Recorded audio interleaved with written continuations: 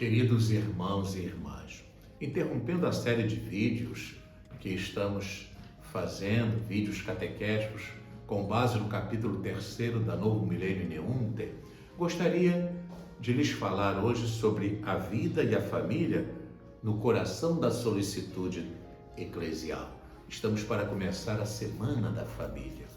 São João Paulo II, na sua primeira e programática encíclica, A Redemptor Hominis, declarou com uma ênfase singular que o homem, o ser humano, é a via da Igreja.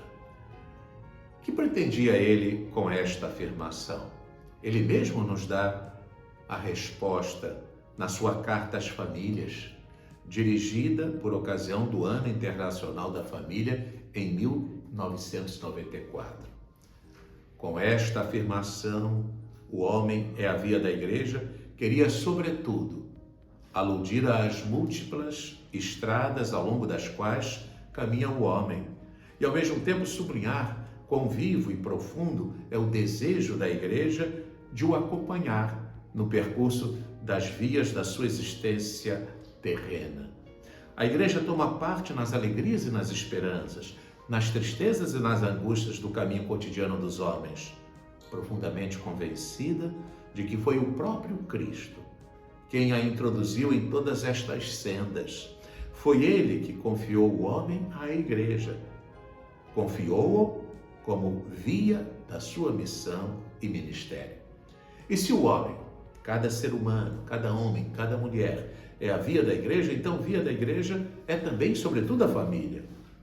E como poderia não ser-lo, se dentre as numerosas estradas pelas quais caminha o ser humano, a primeira e a mais importante é a família. O Papa, na Carta às Famílias, recordava precisamente isso. Dentre essas numerosas estradas que o homem percorre, a primeira e a mais importante é a família.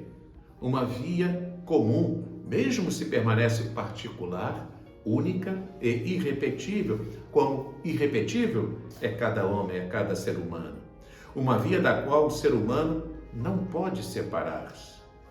Com efeito, normalmente ele vem ao mundo no seio de uma família, podendo-se dizer que a ela deve o próprio fato de existir como homem.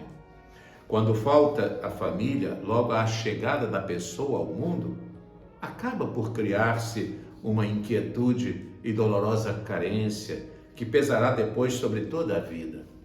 A Igreja une-se com afetuosa solicitude a quantos vivem tais situações, porque está bem ciente do papel fundamental que a família é chamada a desempenhar. Ela sabe ainda que, normalmente, o homem sai da família para realizar, por sua vez, num novo núcleo familiar, a própria vocação da vida. E mesmo quando opta por ficar sozinho, a família permanece, por assim dizer, o seu horizonte existencial, como aquela comunidade fundamental onde se radica toda a rede das suas relações sociais, desde as mais imediatas e próximas até as mais distantes. Porventura, não usamos a expressão família humana para nos referirmos ao conjunto dos homens que vivem no mundo? Plenamente consciente de ser o homem e a família vias da Igreja e de ser a família santuário da vida, dom e compromisso e esperança da humanidade, São João Paulo II deixou-nos, no discurso de abertura da Conferência de Santo Domingo, uma preciosa orientação. Não existe autêntica promoção humana, nem verdadeira liberdade, nem opção preferencial pelos pobres, se não se parte dos mesmos fundamentos da dignidade da pessoa e do ambiente em que ela deve desenvolver-se de acordo com o projeto do Criador. Por isso, continuava o Papa, não posso não recordar, entre os temas e opções que requerem toda a atenção da Igreja, o da família e o da vida. Duas realidades que estão estreitamente unidas, dado que a família é o santuário da vida. Com efeito, o futuro da humanidade passa pela família. É, pois, indispensável e urgente que cada homem de boa vontade se empenhe em salvar e promover os valores e as exigências da família. E em junho de 1980, São João Paulo II, falando a bispos brasileiros em Roma, assim se expressara: em cada diocese, vasta ou pequena, rica ou pobre, dotada ou não de clero, o bispo estará agindo com sabedoria pastoral, estará fazendo investimento altamente compensador, estará construindo a médio prazo a sua igreja particular, à medida que der o máximo apoio a uma pastoral familiar efetiva. Em outubro de 1991, aos bispos brasileiros em Campo Grande, Mato Grosso do Sul, São João Paulo II exortava: a família deve ser a vossa grande prioridade pastoral. Sem uma família respeitada e estável, não pode haver organismo social sadio. Sem ela, não pode haver uma verdadeira comunidade eclesial.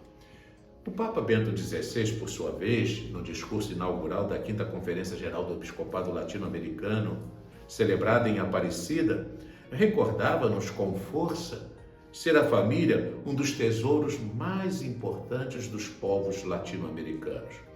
Ele apontava ainda vários fatores que, na atualidade, geram situações adversas para as famílias. E, enfim, salientava quer a necessidade de uma pastoral familiar intensa e vigorosa, quer a indispensável promoção de políticas familiares autênticas. Estas considerações do Papa e seu incisivo apelo em favor de uma pastoral familiar intensa e vigorosa ecoaram fortemente na Conferência de Aparecida. No número 435 do documento conclusivo, os bispos exortam: visto que a família é o valor mais querido por nossos povos, cremos que se deve assumir a preocupação por ela como um dos eixos transversais de toda a ação evangelizadora da Igreja. Em toda a diocese se requer uma pastoral familiar intensa e vigorosa para proclamar o Evangelho da família, promover a cultura da vida e trabalhar para que os direitos das famílias sejam reconhecidos e respeitados. E o nosso querido Papa Francisco, no atual pontificado, a família tem ocupado um lugar central. Em nossa época, a evidente crise social e espiritual torna-se um grande desafio pastoral que interpela a missão evangelizadora da Igreja para a família, núcleo vital da sociedade e da comunidade eclesial. Compreende-se então a escolha do Papa Francisco de estabelecer para o Sínodo, logo no início do seu pontificado, o tema os desafios pastorais da família no contexto da evangelização. Foi o Sínodo Extraordinário e depois o Sínodo Ordinário sobre a família que gerou a Amoris Laetitia. Portanto, amados irmãos e irmãs, se percorremos os pontífices, precisamente do pós-concílio e mais especialmente de São João Paulo II a Francisco, a gente percebe com clareza a solicitude eclesial pela família. Que possamos, amados irmãos e irmãs, anunciar ao mundo o Evangelho da família, o Evangelho do amor conjugal, o Evangelho da vida. Deus a todos abençoe.